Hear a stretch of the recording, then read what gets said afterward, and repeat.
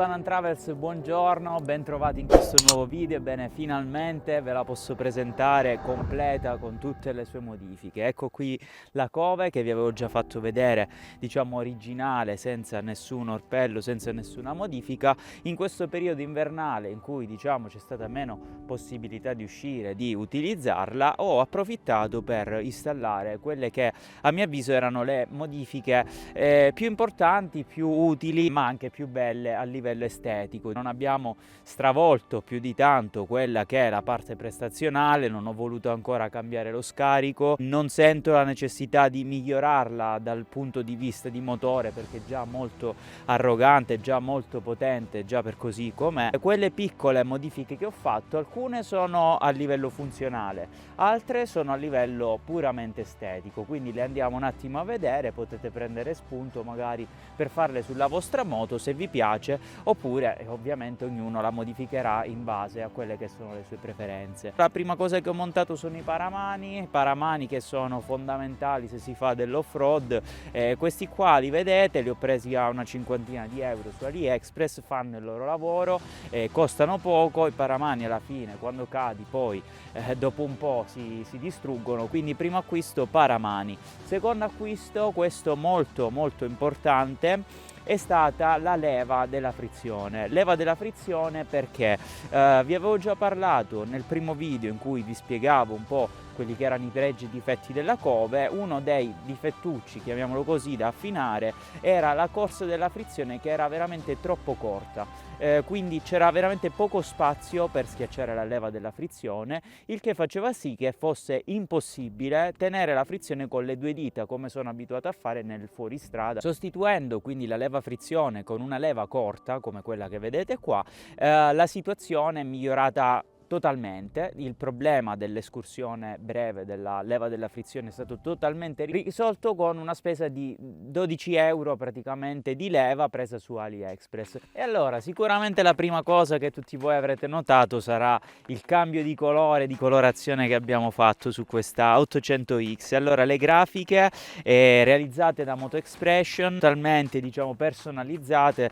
Grazie al loro aiuto vi ho dato un'idea di quello che voleva essere il mio design. Volevo ricalcare un po' quelle che erano le grafiche che avevo già realizzato sulla Touareg, quindi su uno stile desertico, aggiungendo diciamo qualche sponsor, qualche piccolo dettaglio così.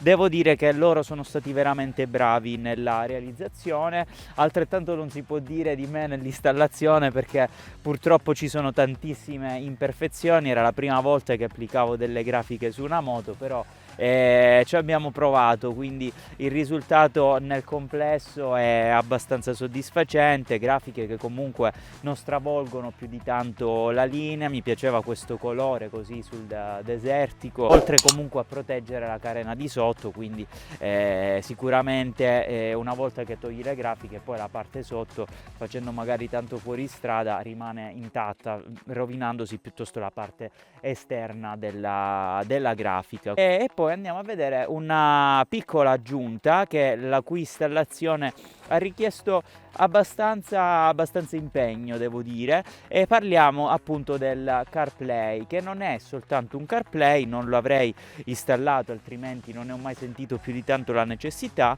ma la cosa particolare di questo dispositivo della Aoci, vi lascio il link poi in descrizione dove acquistarlo anche con un bello sconto, che consiste appunto in un CarPlay compreso di dashcam anteriore e posteriore. L'installazione ha richiesto un po' di tempo, realizzerò un video, se lo trovate già linkato vuol dire che l'ho già realizzato, per l'installazione. Dashcam che registra da quando noi accendiamo la moto, infatti quando noi accendiamo la moto il dispositivo si accende. L'installazione come ho proceduto attraverso questo bracket, ovvero il supportino apposta per la Cove 800X che ho preso su AliExpress con una spesa di 25 euro circa, più dei supporti che sulla base base di quelli originali ho realizzato, comprando giusto questa piastra qua all'Leroy Merlin, mettendo 2 viti, insomma ho realizzato una cosa un po' artigianale ma che devo dire fa il suo lavoro. Per il momento mi trovo molto bene. CarPlay, che comunque è compatibile con Osmand, versione Pro soltanto, e Google Maps. Posizione questa qui in alto che pensavo mi desse fastidio, in verità devo dire che mi trovo abbastanza bene. In alternativa loro ti forniscono il supporto per metterla a manubrio, però preferivo metterla un po' più in alto perché facendo fuori strada con la guida in piedi avere il cellulare, come ho sempre avuto, in basso sul manubrio mi risultava un po' scomodo, perché dovevo abbassare la testa e ogni volta distogliere lo sguardo dalla strada, cosa che un po' diciamo dava fastidio. In questo modo ho risolto questa problematica e ho aggiunto appunto un accessorio che ha un doppio utilizzo, che è anche quello della dashcam, che ad oggi sappiamo com'è il traffico in città, quindi quando ci troviamo diciamo sulle strade avere la registrazione di quello che è successo, se mettiamo corna dovessimo fare un incidente, è fondamentale. Purtroppo è l'unico modo che abbiamo per riconoscere la nostra ragione in tanti casi, soprattutto per noi che andiamo in moto, che rischiamo tanto quando andiamo sulla strada. È importante avere un accessorio del genere, che è sostanzialmente una sicurezza passiva. Parliamo poi di un altro accessorio a livello funzionale, che è sicuramente la piastra paracoppa presa dallo Zio Wang, che è l'unico per il momento importatore di accessori per la nostra Kove 800X, spesa intorno ai 150, la trovate comunque sempre nel link in descrizione dal sito di Zio Wang, sito dal quale ho acquistato anche il portatarga, questo qui diciamo a visione elicottero, che è un po' al limite per quanto riguarda la circolazione sulla strada, ma che sicuramente ti rimuove quella parte posteriore che nella moto originale era molto ingombrante, occupa tantissimo spazio, non toglie più di tanto protezione dal fango, dagli schizzi della parte posteriore. Per quanto riguarda invece il paracoppa, molto più protettivo rispetto a quello originale, che copriva veramente poco, modifica obbligatoria se si vuole fare del fuoristrada serio, in quanto ti protegge la parte che può essere esposta a eventuali pietre, eventuali oggetti che possono danneggiare la parte più esposta del motore. Quindi modifica fondamentale. Prossima modifica che vorrei fare, soltanto che per il momento hanno dei prezzi un po' proibitivi, il paramotore laterale.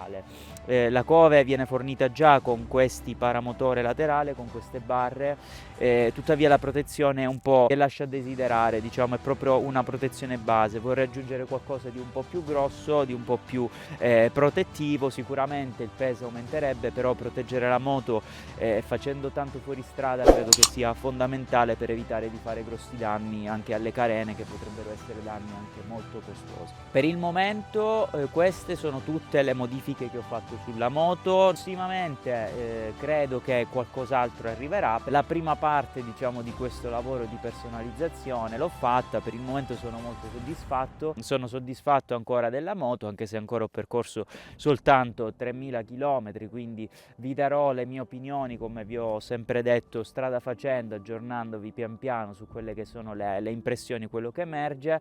Abbiamo già tanti viaggi in programma per la stagione 2025. Il primo di questi sarà la Sardegna a marzo, quindi a brevissimo, dove andremo a sfruttare questa moto pienamente in fuoristrada, e subito dopo ad aprile andremo in Tunisia, quindi la sfrutteremo anche sul deserto, la sfrutteremo in un ambiente non proprio facile per tutte le moto, dove sarà sicuramente messa tanto alla prova per le temperature, nonché per il tipo di terreno, per la sabbia e per tante altre cose. Quindi restate aggiornati, vedrete sicuramente tante altre nuove avventure in sella a questa meravigliosa bestiola. Per il momento da Banana Travels è tutto, vi lascio con un grande saluto e per qualsiasi informazione chiedetemi pure nei commenti. Buona giornata!